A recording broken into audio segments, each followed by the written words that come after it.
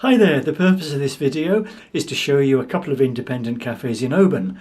They're both near the station. The first time I came to Oban station in the 1970s, it had 4 platforms and there were lots of fish vans and parcels vans and carriages and locomotives all shunting around. Although the odd thing is that although there are now only 2 platforms, the numbers are 3 and let's see what it says here. 4, platform 4, and platform 3 is for Dalmally. The 1611 to Dalmally, which is run mainly for the school children at the local secondary school.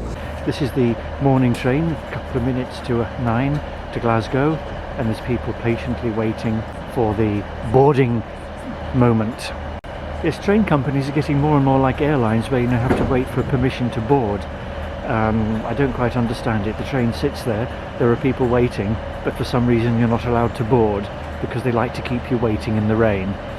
And you can just about see McCabe's tower in the background, the folly. This video is a bit of a folly too. Pay on foot, that must be a particular type of dance, the car park dance. And now pay on foot, pay on foot. Welcome to Oban in the rain, a tiny little station. And let's just look at the top of the clock tower. Oh, what a dull day. Anyway, there are loads of cafes in Oban, so let's see what we can find. There's something about old bank buildings that they just look like old bank buildings. Cafe Shore on the corner of Argyle Square, and you can see they do a really beautiful Victoria sponge. I'm looking at you, I'm looking at the Victoria sponge.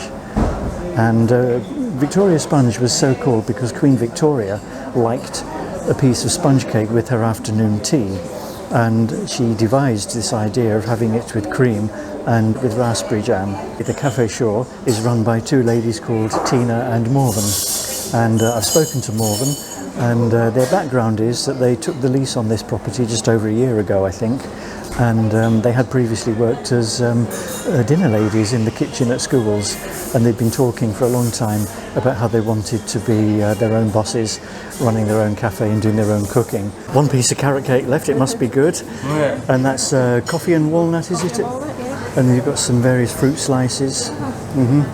How long did you say you've been here? Since April. Since April? Yes. Good. And this is a bit of a leading question. How do you compete being next to a multinational? Well, we have a lot of regular local people, independent cafes, so I don't think we affect each other. It's different styles, isn't it? Different style, that's right, different style, yes. Okay, good, thank you very much. It's quiet now, so I can quickly scan around the interior so you can get a view of the interior. Okay, without being too invasive. Well, it was lovely talking to Morven, who's so enthusiastic about her business. All the customers like the coffee, that's why she doesn't change the recipe. And it's just coming on to rain again. CalMac, Oban Ferry Terminal, next to the station.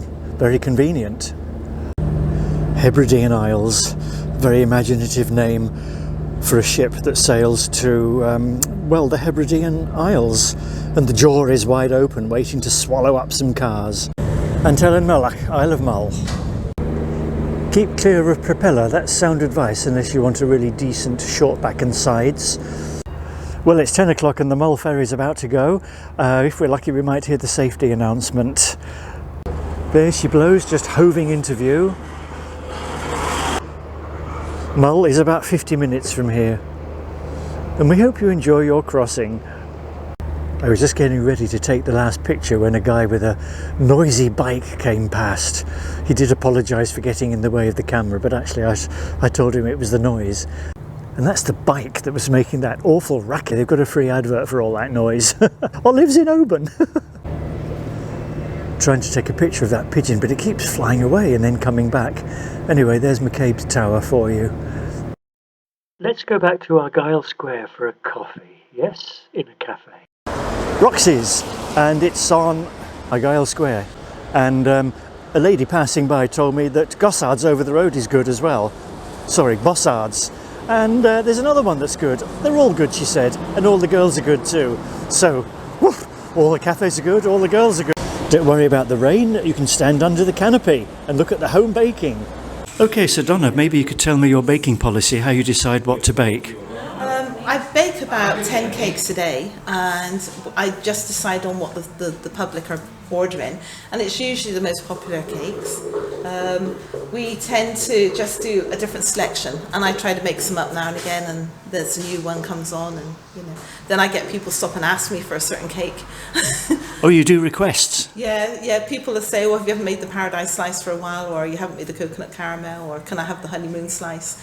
And but the honeymoon slice is quite an expensive one to make, and it takes time. Yes. A lot longer than. So if I wanted rhubarb crumble, I'd have to phone ahead in advance. Are you making that? But I get people stop me in the street saying, oh, I've not seen that one for ages. My meringues, for instance, they were my mother-in-law's recipe, and it's a simple recipe of just egg whites and caster sugar. One day I was putting them together because she used to make them for me and she couldn't a few years back, so I started doing them. And I was having a heated discussion with my husband and ended up, because we worked together in the kitchen, ended up putting the sugar and the egg whites in the bowl at the same time. And I thought I didn't want to waste it, so I just put the mixer, the freestanding mixer, on for about 10 minutes, waited till they're firm and like put it over your head, plopped them on a dish, and now they come out just the same as my mother-in-law's, which was soft in the middle, crunchy outside, and they're a big winner. So now I don't have to fart around putting a little bit of sugar in each time. I just bung the whole lot in together and whisk it for hell. And that sounds something unique, which you wouldn't get round the corner in the multinational chain that I spotted. No, that's which I won't name. no. And a milk churn, a good old-fashioned milk churn. I'm told this is a real milk churn, and I've moved it so I can take a picture of me, sat next to it, which is a wee bit cheeky, and I'm just inside the door, so I'm slightly nervous in case somebody walks in and knocks me out of the way. No, not Roxie, Donna, the owner, explaining that the cafe's named after her daughter, Roxanne, which I think is a really nice touch. Okay, so I'm going back to my table to enjoy my amaretto slice. Okay, thank you very much. Just to prove that I do actually eat the cakes that I talk about. Amaretto slice going down. So goodbye to Oban, and if you like my channel, please subscribe to it, Coffees, Cakes and Trains, and I have a website with a similar name.